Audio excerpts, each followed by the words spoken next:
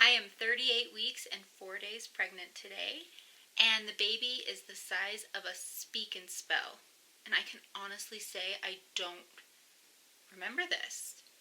It looks like this.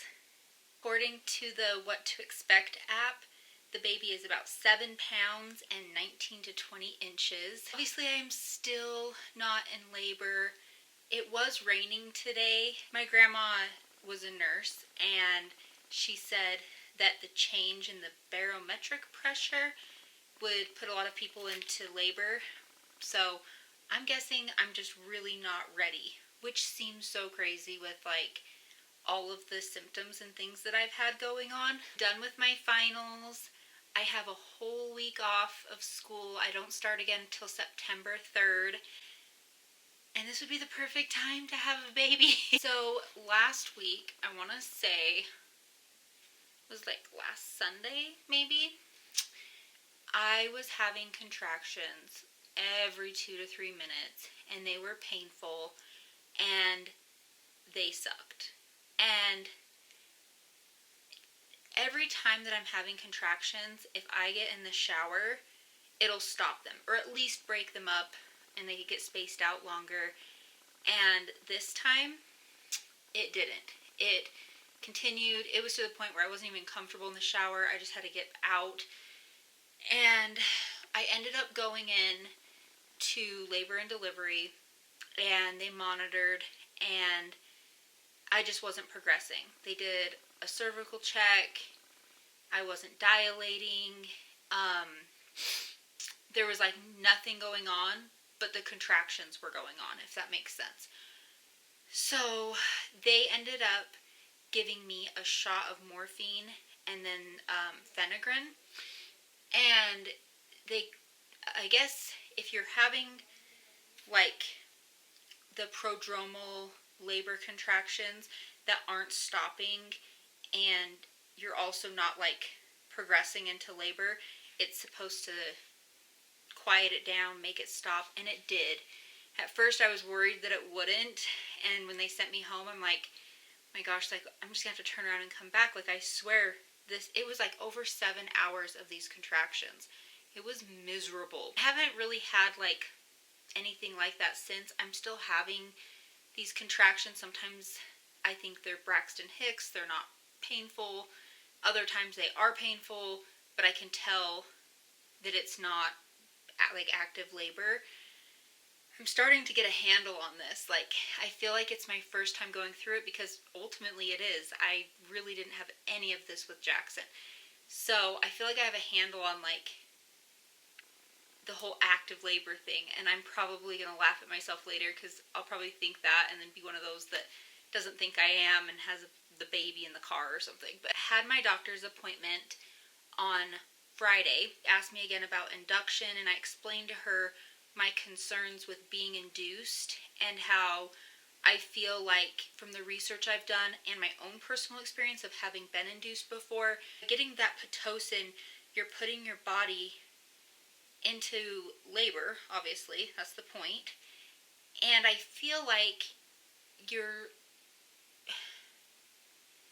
forcing your body to do something that it isn't ready to do yet. I don't know how else to explain it. Like, let's say like you have like a rubber band, and like your body would like consider it like the cervix, like slowly, like naturally, like would expand. But with Pitocin, I feel like it's just like boom, and like it can make it break, hence the tearing.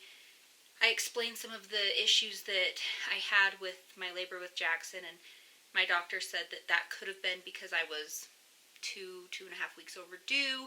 It's not necessarily from being induced. And I know I've heard a lot of like really great positive stories of people being induced, but I think there's also a lot of risk. I think there's a higher risk for C-section, just complications in general, like your body's not ready.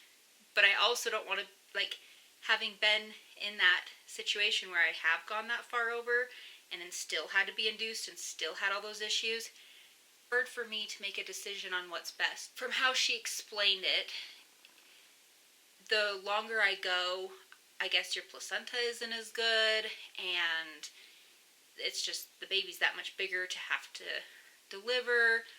And I'm really conflicted.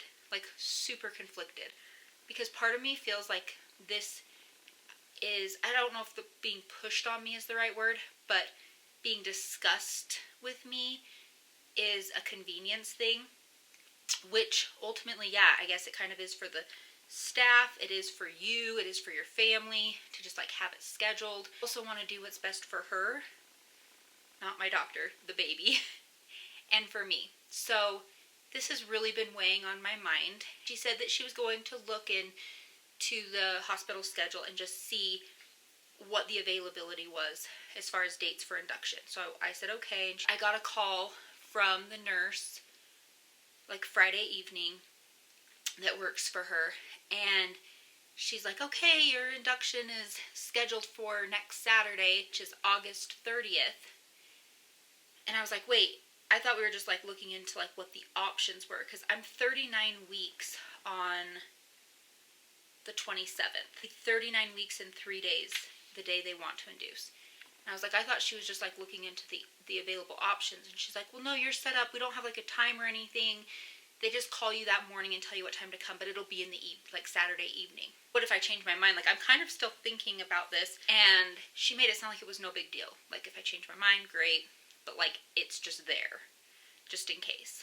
So, I feel like I have a lot more like research and thinking to do, because I mean, ultimately, I want to make the right decision. So, that's where I'm at with that. Short story long, I am having a ton of back pain and cervix pain. Like, especially when I stand up and I'm sitting up. Like, if I'm laying down, the pressure's kind of off. But, like, there is so much pressure down there. And even when the doctor was doing the heart rate, she was looking up higher and, like, couldn't find the heart rate, which wasn't concerning to me because I swear this girl moves every 2 seconds. She had to go pretty low to find the heart rate. And she's like, dang, she is like really low. I'm like, yeah, I know. I am so aware. The cervix check, it's like, it is so hard for her because Aurora's head is in front of my cervix. And she's so freaking low. And I haven't dilated any more at all. Like, there was no more progress on effacement dilation, which I know doesn't really mean much. You know, people can be at like 0 and go into labor 4 hours later. But, or people can sit at 4, you know, dilated to a 4 for weeks. So it's like, that doesn't seem to really matter. I just feel like I'm having so many different symptoms that people say like labor is nearing if you see this, this, this, and this. And it's like, I check off all of them, but like, there's nothing. I feel like everything's swollen. I feel like my faces, my hands, my feet, areas that I probably can't discuss on here. I feel like my face gets really flushed. I've been having hot flashes. My stomach has been so itchy, and I've noticed it's like shinier, and especially like down lower, like, which I think is just because she's moving still, like just down lower, and it's so itchy all the time. But to sum it up, I do feel like labor signs have slowed down, and I feel like I am still having the contractions. Like, they were going on last night, and then I woke up in the middle of the night at like 4, and then again at like 6, and then this morning I've been having them on and off, but they're just not consistent, and they don't progress to anything. They're just annoying. Like, they just suck. And I think I'd feel better about them if it was like actually making progress, and like, oh, that means that like you're halfway through. By the time you actually go into active labor, you've already done half the work, like something like that. So like, when it's not even that, you're just like, it's just pointless. It just feels pointless. Also, my heartburn at night has truly gotten out of control, like to the point I cannot not have Tums. Like, sometimes I can like thug it out, not take Tums, and like be fine. No, it's gotten so bad, and there's so many instances of me like actually throwing up.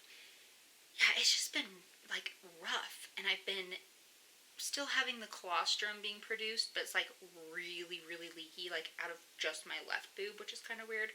But like, to the point like I'll look down and I see it all over my shirt, even if I have like the breast pad in, which means like it's like that's really odd to me. I feel gross. I feel huge.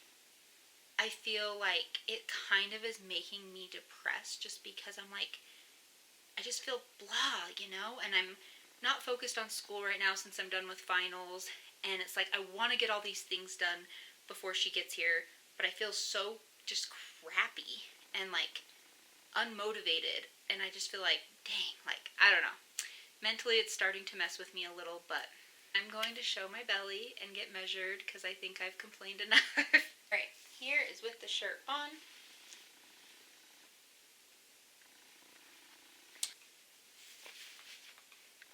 Here is with the shirt up. Enormous. Look, my belly button is like insane. I would say that's about 42 and a half.